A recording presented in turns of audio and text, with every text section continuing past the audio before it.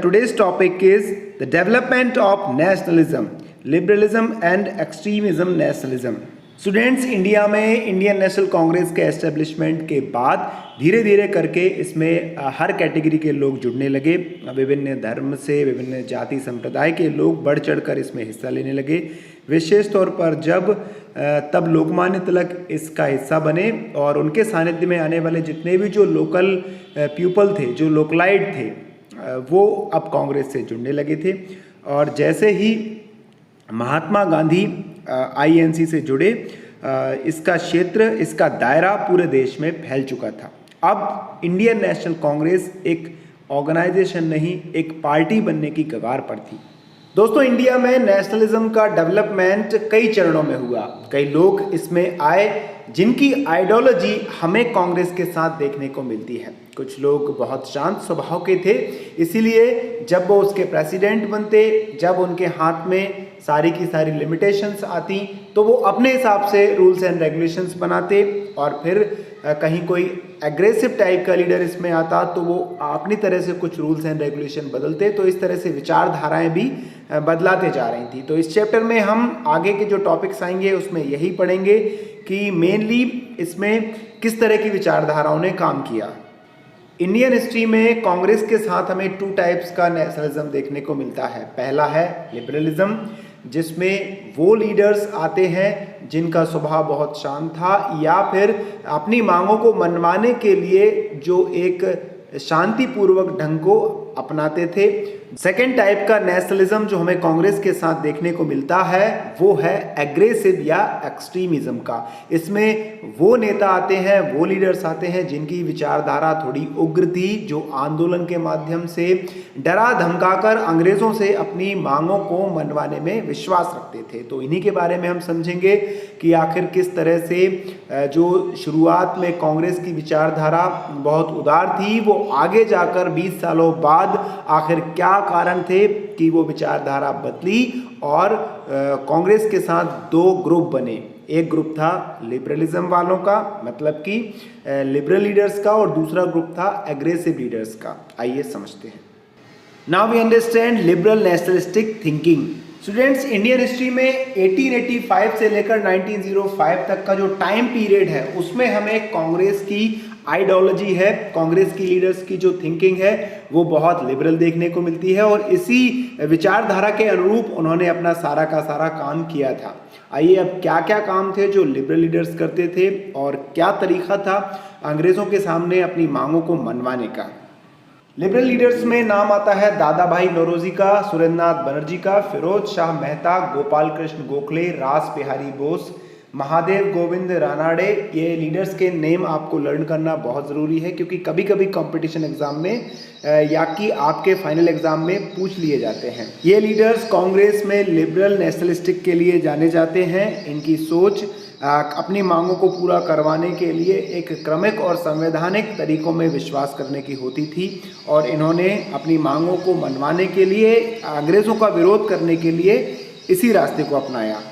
British government से अपनी मांगों को पूरा करवाने के लिए इन्होंने 3 तरीके अपनाए थे, जिसमें कि प्रार्थना पत्र यानी कि एप्लीकेशंस के माध्यम से ये अपनी बात रखते थे। दूसरा तरीका था मेमोरेंडम्स का, मतलब कि किसी के द्वारा अपनी बातों को सुनाया जाता था। और तीसरा तरीका था रिप्रेजेंटेटिव्स का, मतलब कि अपनी तरफ से कुछ लीडर्स को अंग्रेज़ों के पास पहुंचा दो और उन तक अपनी बात इस तरह से रखी जाए। ब्रिटेन की पॉपुलेशन और वहाँ की गवर्नमेंट पर अपना इम्पैक्ट, अपना प्रभाव छोड़ने के लिए एक बार लिबरल लीडर्स ने एक डेलीगेशन वहाँ पर भेजा, जिसके माध्यम से कुछ लीडर्स ब्रिटेन गए थे और वहाँ पर उन्होंने अपनी बातों को, अपनी मांगों को अंग्रेज़ों तक पहुँचाया था।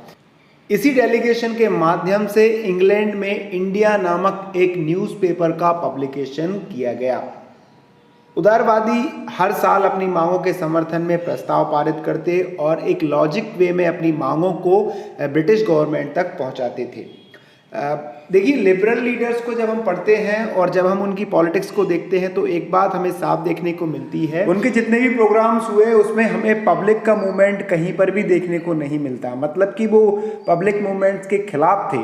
अपनी जो मांग करते थे उसमें उन्हें डर था कि अगर हम कोई जन आंदोलन करेंगे तो कहीं ना कहीं स्थिति बिगड़ सकती है। शुरुआत में इंडियन नेशनल कांग्रेस और इंडियन नेशनल कांग्रेस के जितने भी लीडर्स थे उनके प्रति ब्रिटिश गवर्नमेंट का बिहेव काफ़ी सिंपैथिक था, लेकिन बाद में ये बदल गया। जितने भी कन्वेंशन होते थे उसमें ब्रिटिश गवर्नमेंट के एम्प्लॉयज़ भी पार्टिसिपेट करते थे, अपनी एडवाइस दिया करते थे। लेकिन जैसे जैसे कांग्रेस बढ़ रही थी वैसे वैसे कांग्रेस के प्रति ब्रिटिश गवर्नमेंट का व्यवहार भी चेंज हुआ। उन्होंने यहाँ तक कि उसको अल्पसंख्यक की पार्टी या अल्पसंख्यकों का प्रतिनिधित्व करने वाला ऑर्गेनाइजेशन तक कह दिया। और बाद में ब्रिटिश गवर्नमेंट ने ये घोषित कर दिया कि जो आईएनसी है वो ब्रिटिश गवर्नमेंट के खिलाफ काम करने वाला ऑर्गेनाइजेशन है। कांग्रेस में कुछ ऐसे लीडर्स का ग्रुप था जो इस तरह की एक्टिविटीज़ को बिल्कुल भी लाइक नहीं करता था। उनका मानना था कि जिस तरह से हम ब्रिटिश गवर्नमेंट के खिलाफ अपनी मांगों को लेकर जा रहे हैं, जिस तरह के तरीके हम अपना रहे हैं वो एक तरह से भीख मांगने के जैसे हैं। और उनको ऐसा लगता था कि इस तरीक़ों से हमें आज़ादी नहीं मिल सकती, हमारी मांगें ब्रिटिश गवर्नमेंट कभी इस तरह से पूरी नहीं करेगी। देखिए, जब कांग्रेस पार्टी बनी तो उसके स्टार्टिंग टाइम पीरियड में जो हमारे कांग्रेस लीडर्स थे उनकी फ्रीडम को लेकर ऐसी कोई भी मांग नहीं थी। वो चाहते थे कि हमें ब्रिटिश गवर्नमेंट में कुछ रियायतें मिल जाए, कुछ छूट मिल जाए। लेकिन जिस तरह से कांग्रेस बढ़ने लगी तो उनकी मांगें अब आज़ादी की मांग में तब्दील हो गई। और इस तरह से 19वीं सेंचुरी के एंडिंग ईयर्स में लोकमान्य तिलक ने स्वराज शब्द का पहली बार यूज़ किया। जैसे अभी हमने समझा कि कांग्रेस की शुरुआत में सिर्फ कुछ मांगें थी, तो उनमें से कुछ डिमांड्स यहाँ पर हैं। सबसे पहली उनकी डिमांड थी कि जो नेशनल और प्रोविंशियल असेंबलीज थी उनमें जो सेलेक्ट होने वाले मेंबर्स थे उनकी संख्या को बढ़ाया जाए। इंडिया में एडमिनिस्ट्रेशन का जो सिस्टम था वो ब्रिटिश गवर्नमेंट के अकॉर्डिंग था, ब्रिटेन के अकॉर्डिंग था। तो दूसरी मांग उनकी यही थी कि जो एडमिनिस्ट्रेशन सिस्टम है इसका इंडियनाइजेशन यानी कि भारतीयकरण किया जाए। ब्रिटिश गवर्नमेंट के ऊपर जितना भी खर्च हो रहा था वो इंडिया का पैसा था, इसीलिए उनकी जो अगली मांग थी कि सोल्जर्स के ऊपर, आर्मी के ऊपर जितना खर्च किया जा रहा है उसे थोड़ा कम किया जाए। इंडिया में कॉटेज इंडस्ट्री और टेक्निकल एजुकेशन को बढ़ावा दिया जाए। मतलब कि इंडिया में आप सभी को पता होगा कि जितने भी सामान बनाए जाते थे वो पहले घरों में ही बनाए जाते थे, वो ब्रिटिश गवर्नमेंट के आते ही कम होने लगे थे। तो उनकी मांग थी कि इसे बढ़ाया जाए। भारतीय नागरिकों का सिलेक्शन सरकारी कार्यालयों में बड़ी पोस्ट के लिए भी किया जाए। हमारे इंडियन फार्मर्स पहले बहुत ज़्यादा टैक्स के बोझ के तले दबे हुए थे, उन पर टैक्स कम किया जाए। Now let's see the important achievements of moderates। हालांकि हमें पता है कि मेमोरेंडम या अपील से हमारे जो मॉडरेट्स लीडर थे उन्हें ज़्यादा सफलता नहीं मिली और ना ही उन्हें ब्रिटिश ने इतनी ज़्यादा तवज्जो दी। लेकिन बावजूद इसके इंडिया में मॉडरेट्स का एक अहम योगदान है, एक अहम रोल है। हम इस तरह से मान सकते हैं मॉडरेट्स को कि जब हमारे इंडिया के अंदर कोई भी ऐसा नेशनल लेवल पर कोई प्लेटफॉर्म नहीं था कि लोग अपनी समस्याओं को वहाँ पर रख सके, तो मॉडरेट्स लीडर ने हमारे जितने भी इंडिया के लोग थे, गरीब से अमीर इंडियंस को एक प्लेटफॉर्म दिया जहाँ पर वो अपनी समस्याओं को रख सके। आप सभी को पता है कि जितने भी मॉडरेट्स लीडर थे वो बहुत ज़्यादा पढ़े लिखे थे। तो हम मान सकते हैं कि इंडिया में पॉलिटिकल अवेयरनेस अगर किसी ने फैलाई थी तो हमारे जो स्टार्टिंग के कांग्रेस लीडर्स थे यानी कि मॉडरेट्स थे, उन्होंने फैलाई। मॉडरेट लीडर्स ब्रिटिश गवर्नमेंट की पॉलिसीज़ को कुछ हद तक अच्छा मानते थे, लेकिन जब ज़रूरत पड़ी तो उन्होंने बखूबी उनका बहिष्कार किया, लोगों तक अवेयरनेस फैलाई कि हमारे देश में ये जो ब्रिटिश गवर्नमेंट है इसकी ये गलतियां हैं, इनमें सुधार होना चाहिए। जैसे हम देख सकते हैं कि दादा भाई नौरोजी ने सबसे पहले लोगों को बताया था कि जो ब्रिटिश गवर्नमेंट है वो हमारे देश से पैसा ले जाकर ब्रिटेन में जमा कर रही है, हमारे संसाधनों से पैसा ये पैदा करते हैं और उनकी कंट्री में ले जाते हैं। साथ ही और भी जो कुप्रथाएं थी या जो उनकी पॉलिसीज़ थी उसका जो इम्पैक्ट पड़ रहा था या हमारे इंडियन इकोनॉमी में, तो उसके प्रति भी लोगों को जागरूक किया था। ये हमारे मॉडरेट्स लीडर का ब्रिटिश गवर्नमेंट पर प्रभाव ही था कि उसने 1892 में एक बिल पास किया जिसके बाद इंडियंस को भी विधान परिषद हो या जितने भी कहीं कहीं पर चुनाव होते थे तो वहाँ पर इंडियंस के लिए भी सीटें खाली कर दी गई थी। तो हम कह सकते हैं कि सबसे पहली अचीवमेंट ये थी कि उन्होंने इंडिया में एक पॉलिटिकल अवेयरनेस फैलाई। दूसरी, उन्होंने ब्रिटिश गवर्नमेंट की जितनी भी बुरी नीतियां थी उनके प्रति लोगों को जागरूक किया, और ब्रिटिश गवर्नमेंट्स की कॉन्फ्रेंसेस में इंडियंस को अलाउ करवाने के लिए उन्होंने दबाव डाला। Students, now we are going to understand a very important topic of this chapter, that is aggressive nationalism. Indian national Congress के एस्टेब्लिशमेंट यानी कि 1885 से लेकर 1905 तक का जो टाइम पीरियड था वो मॉडरेट लीडर्स का था। मतलब जो भी पॉलिसी कांग्रेस में फॉलो हुई थी वो मॉडरेट लीडर्स की हुई थी। मेमोरेंडम, अपील, इस तरह से वो अपनी डिमांडों को पूरा करवाते थे। लेकिन हमने अभी देखा कि उनकी डिमांड्स ब्रिटिश गवर्नमेंट पूरी नहीं कर रही थी, जो वो एफर्ट्स लगा रहे थे, जिस तरह के वो मेथड्स अपना रहे थे। तो इस तरह की सारी एक्टिविटीज़ से कांग्रेस के कुछ लीडर्स थे वो ऊब गए थे। वो इन सारी एक्टिविटीज़ से बिल्कुल भी सहमत नहीं थे, अग्री नहीं कर रहे थे। तो उनका मानना था कि यार भीख मांगने से कुछ होगा नहीं, हम जो याचनाएं ब्रिटिश गवर्नमेंट के सामने कर रहे हैं इनका कोई मतलब नहीं है, क्योंकि ब्रिटिश गवर्नमेंट पर इन सभी चीज़ों का बिल्कुल कोई फ़र्क नहीं पड़ेगा। तो वो अब देश के अंदर एक अलग तरह से आत्मसम्मान, आत्मविश्वास, देशभक्ति और साहस की भावना का संचार करना चाहते थे। और वो किस तरह से करना चाहते थे कि हम देश में संघर्ष करेंगे और ऐसी एक्टिविटीज़ को फॉलो करेंगे जिससे कि ब्रिटिश गवर्नमेंट अब हमारी मांगों को पूरा करने के लिए विवश हो जाए। तो इस तरह से हम समझ सकते हैं कि किस तरह से मॉडरेट लीडर्स की जो पॉलिसी थी वो एग्रेसिव लीडर्स की पॉलिसी से अलग थी। So my dear students, now we are going to understand the causes of emergence of extremism. देश में उग्रवाद के उदय होने के कारण क्या क्या थे? Dissatisfaction towards the working of moderates, जो मॉडरेट्स की कार्य पद्धति थी उससे संतोष नहीं था उनको। Now the second cause is failure of legitimate movements. संवैधानिक आंदोलनों की विफलताएं। आपको पता होगा कि 1892 में एक बिल पेश किया था ब्रिटिश गवर्नमेंट ने कि भाई जो इंडियंस हैं उनको भी हम कॉन्फ्रेंस में अलाउ करेंगे। ये लिखा तो था लेकिन रियल में ऐसा कुछ हुआ नहीं था। तो इसके कारण भी जो हमारे एग्रेसिव लीडर्स थे उनको काफ़ी बुरा लगा था और वो गुस्सा भी थे। Now the next cause is the reactionary policy of British rule.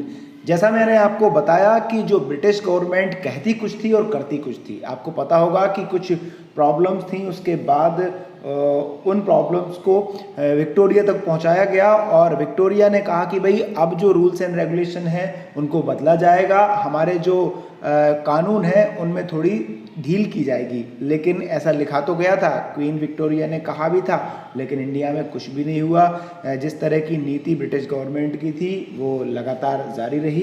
तो इसके कारण भी काफ़ी गुस्सा थे वो लोग। इंडिया वालों के लिए ब्रिटिश गवर्नमेंट का जो भेदभाव था वो और बढ़ता चला गया, चूँकि वो लोग नफ़रत करते थे इंडियन से, कि इनकी जो आदतें हैं वो हमारे धर्म से नफ़रत करते थे। वो टोटली हमारे साथ अमानवीय व्यवहार कर रहे थे। विशेष तौर पर लॉर्ड रिपन और लॉर्ड कर्जन के टाइम पर जो इंडिया वालों के साथ बुरा बर्ताव किया था ब्रिटिश गवर्नमेंट ने, तो उसके बाद से तो जो हमारे एग्रेसिव लीडर्स थे वो बहुत ज़्यादा गुस्सा हो गए और पूरी तरह से अब उनमें एक बदला लेने की भावना पैदा हो गई थी। Economic policy of British government. आपको पता होगा कि जिस तरह की इकोनॉमिक पॉलिसी को ब्रिटिश गवर्नमेंट के द्वारा फॉलो किया जा रहा था उससे हमारे इंडियन फार्मर्स और हमारे इंडियन जो कॉटेज इंडस्ट्रीज थी वो सबसे ज़्यादा अफेक्टेड थी। जब इंडिया के किसी इंडस्ट्रियलिस्ट का माल किसी दूसरे देश में जाता था या फिर ब्रिटेन में जाता था तो वहाँ पर हमें बहुत ज़्यादा टैक्स देना पड़ता था, उसके बाद ही हम अपने माल को दूसरे देशों में सप्लाई कर सकते थे। लेकिन इसके एकदम अपोजिट, जब ब्रिटेन से वहाँ के किसी इंडस्ट्रियलिस्ट का या ब्रिटिश गवर्नमेंट का कोई माल इंडिया में आता था तो उस पर हमें कोई भी टैक्स नहीं मिलता था। तो इससे एक तो नुकसान ये था कि हमको पैसा नहीं मिल रहा था, और दूसरा सबसे बड़ा नुकसान ये था कि अब टैक्स फ्री था तो ज़्यादा से ज़्यादा बाहर का सामान हमारे देश में आता तो हमारे देश के व्यापारियों का माल नहीं बिक पाता था। तो इससे बहुत ज़्यादा इंडस्ट्री अफेक्टेड हुई और जो हमारी छोटी छोटी कॉटेज इंडस्ट्रीज थी वो पूरी तरह से तबाह हो गई थी। The social, cultural and religious movements of later 19th century. India में जो उस टाइम पर मूवमेंट्स हो रहे थे, फिर चाहे वो सोशल हो, कल्चरल हो, रिलीजियस हो, तो इन मूवमेंट्स ने ज़्यादा से ज़्यादा लोगों को उनके ऊपर होने वाले अत्याचारों के खिलाफ तैयार किया था कि भाई बस अब बहुत हो गया, अब हम अपने देश के स्वाभिमान, आत्मसम्मान और देशभक्ति के लिए ब्रिटिश गवर्नमेंट का मुकाबला करेंगे।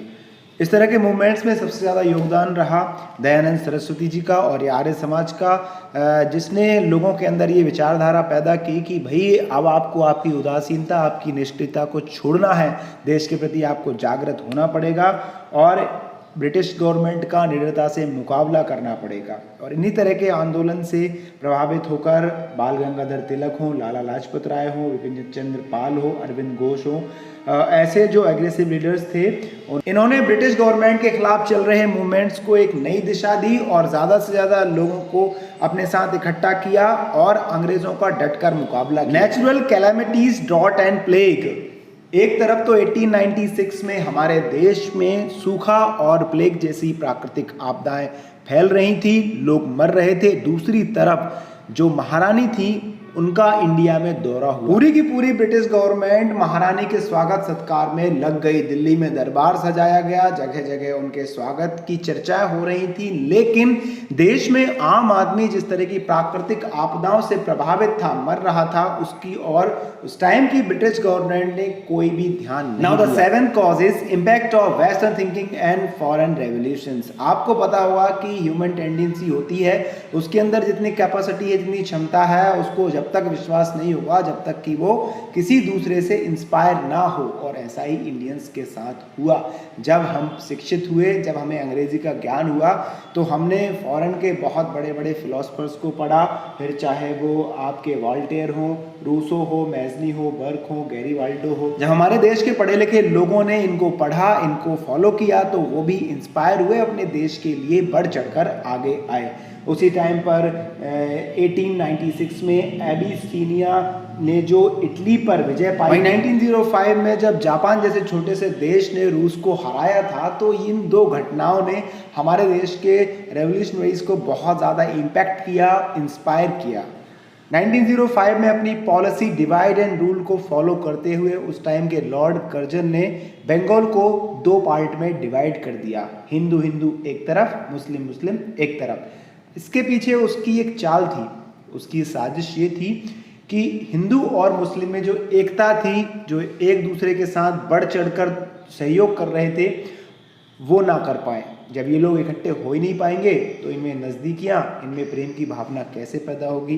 तो इसके कारण भी जो हमारे लीडर्स थे वो तो काफ़ी प्रभावित हुए, रुष्ट हुए, लेकिन हमारे इंडिया के अंदर बंगाल में कंडीशन काफ़ी बिगड़ गई। कॉमन मैन काफ़ी ज़्यादा परेशान हो चुका था। तो ये भी इंडिया में एक्सट्रीमिस्ट मूवमेंट्स का एक बहुत बड़ा कारण था। जैसे सुरेंद्रनाथ बनर्जी ने एक जगह लिखा है कि बंगाल विभाजन के बाद ही भारत में राष्ट्रीय आंदोलन ने उग्र रूप धारण कर लिया था। महात्मा गांधी जी ने भी अपनी बुक हिंद स्वराज में स्वीकार किया है कि बंगाल विभाजन के बाद ही भारत में वाकई में जागृति पैदा हुई थी। जो रियल अवेयरनेस इंडिया में आई थी वो इन 1905 के बाद से ही शुरू हुई थी। So my dear students, we are going to stop this lecture here. मुझे पूरी उम्मीद है कि आपने अच्छी तरह से सुना होगा, और अगर किसी टॉपिक को लेकर आपको कोई डाउट है तो आप वीडियो के नीचे कमेंट बॉक्स में अपनी कमेंट मुझे सेंड कर सकते हैं, कमेंट कर सकते हैं और पूछ सकते हैं कहाँ पर आपको क्या समझ में नहीं आया है। Students, I have told you many times in video, I am repeating once again, social science एक ऐसा सब्जेक्ट है जिसके आपको हर पार्ट को बहुत अच्छी तरह से समझना चाहिए, क्योंकि एग्ज़ाम में कहीं से भी कोई भी टॉपिक पूछ लिया जाता है। ऐसा फिक्स नहीं रहता कि जो आपके बुक्स में पीछे क्वेश्चंस दिए हैं या जो इम्पोर्टेंट क्वेश्चंस हैं वही क्वेश्चंस आपके फाइनल एग्जाम में आएंगे। इसीलिए आपको सभी टॉपिक्स को बहुत ध्यान से समझना चाहिए और कोशिश करनी चाहिए कि जो आंसर्स आप लिख रहे हैं समझने के बाद वो आपके ओन वर्ड हो।